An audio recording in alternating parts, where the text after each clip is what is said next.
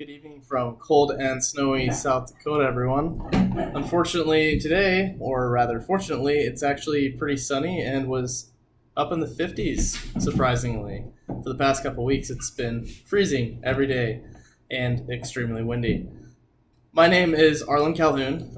Tonight, I'd like to talk to you all about Mary Dyer. I looked into several areas for information and I actually stumbled on an array of different views and information about Mary Dyer.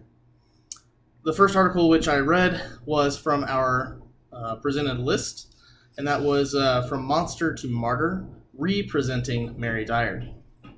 In this article, Anne Miles does some fascinating writing and research on Mary Dyer.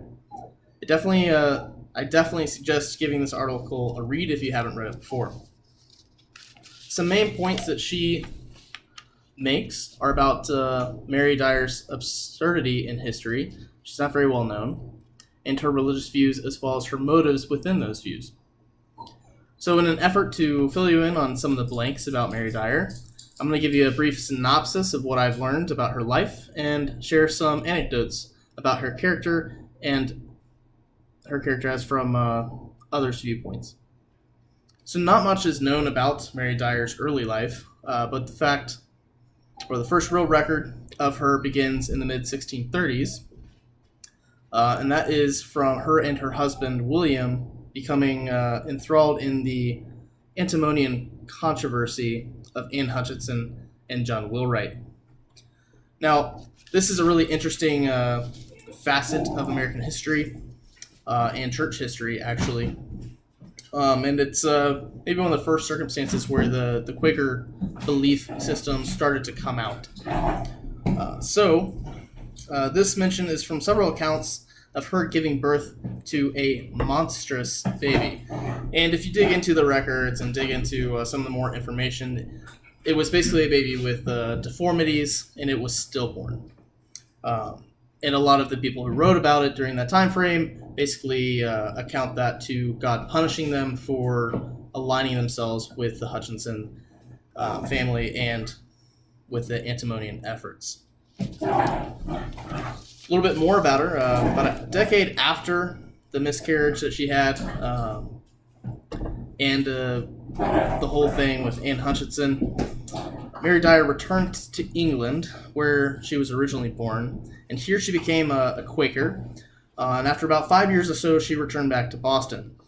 Now, not much is known about her time in England, what she did there, but the fact that she became an outspoken Quaker is known, and that's where that originated.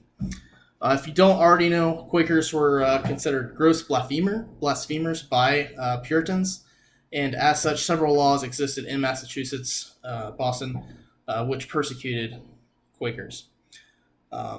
Again, if you don't know, Quakers are called Quakers because they had a tendency to rock back and forth during prayer or quake.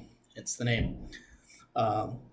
So Mary was extremely outspoken and was actually banished from Boston, Massachusetts twice on pain of death. So one of the laws that they enacted in Boston was basically if you were an outspoken Quaker or you were found to be a Quaker, you were banished from the city on pain of death. And she did that twice. Mainly, she was able to get away with this because she was a woman. The second time she was banished, they went through a trial, were going to hang her, but then she was acquitted based on the fact that they didn't want to hang a woman. So Mary Dyer was fully aware of all these laws, and as Anne goes into her article, she kind of goes into the mindset that Mary Dyer had, and it's really interesting. One, in that she starts to align Mary Dyer with more feministic views, stuff like that, but not necessarily a feminist by modern standards. But Miles also mentions that Mary Dyer likened herself to Esther. So we all know the Old Testament story about Esther and how she was a Jew secretly and was married to the king, and the entire story behind how she tried to take the brunt of the king's, I would say his anger towards the Jews, and she was going to take that on herself if he didn't accept her, which we all know in the Bible that he did. The big takeaway that I kind of learned about Mary Dyer is that she deserves to have more study done about her, and that she was the only female Quaker martyr out of the 4 Quaker martyrs that were killed during the time frame. So thank you for listening, and I hope you guys found this presentation interesting, and I hope to hear from all of you in our discussion board. Thank you.